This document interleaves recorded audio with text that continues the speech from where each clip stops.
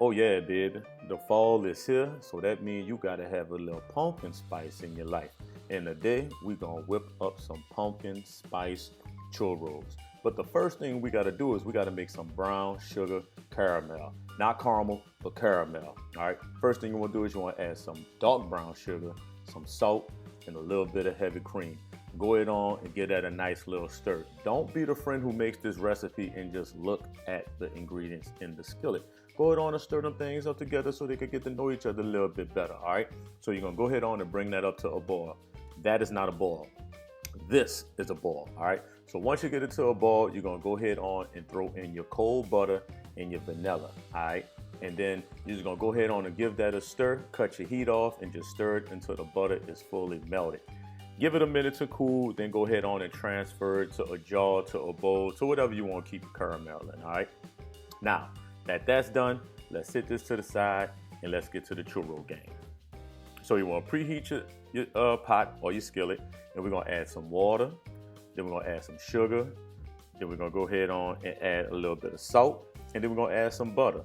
It's all about the butter, baby. All right. Now, while that's coming up to a boil, let's make our cinnamon pumpkin spice sugar.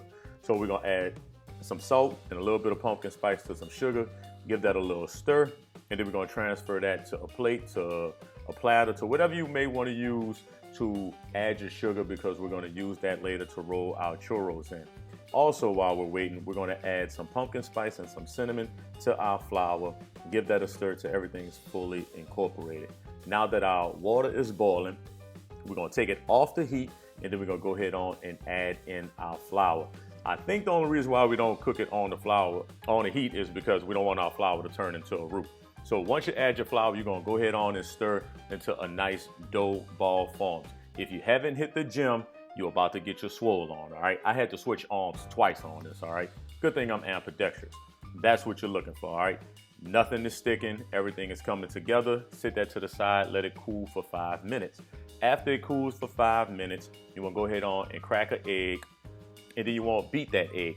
I feel this just makes it so much easier to incorporate the egg into our dough instead of stabbing yolks and trying to get it all the way incorporated. Now, when I stir it, I like to do this little chop technique that I'm gonna show you. Don't forget the vanilla, all right? So before you stir that egg, go ahead on and chop it down to make sure your dough creates some little crevices for the egg to go in. Then after that, just stir it up until everything is nice and combined. Now that that's combined, we're gonna take a star tip and our pastry bag. Now look, you can use a 1M star tip or you can use a number 21 star tip. I use the 1M, so that's what I got. All right, now what I'm gonna do is I'm gonna take my dough out and put it into a bowl just so it can cool even more, because as it sits in that pot that we whipped it up in, it's just retaining the heat.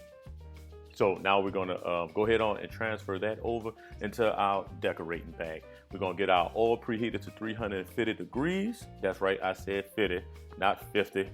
Let my New Orleanians be. Then we're gonna go ahead on and pipe that into it. And I like to use some kitchen shears. You can use a knife to go ahead on and pipe that in. I find that using the kitchen shears just gives me an even cut. But then also, I'm not trying to stick my hand too close to the oil, all right? Can I get an amen on that? So when you're doing your churros, you want to make sure you pipe out your churros the length of your skillet, all right? Don't nobody want no little baby churros, all right? As the churros cooks for 4 minutes, we're going to do it 2 minutes on one side and then roll it over. You will notice that your churros expand. They're starting to get golden brown and looking all beautiful and delicious. And you just want to go through that whole process as you cook your dough out, all right? After 4 minutes is up, you want to gently take out your churros and drain it on a paper towel, all right? The churros will harden within the minute that they cool. After they cool, roll it in your pumpkin sugar. And then after that, it is time to eat.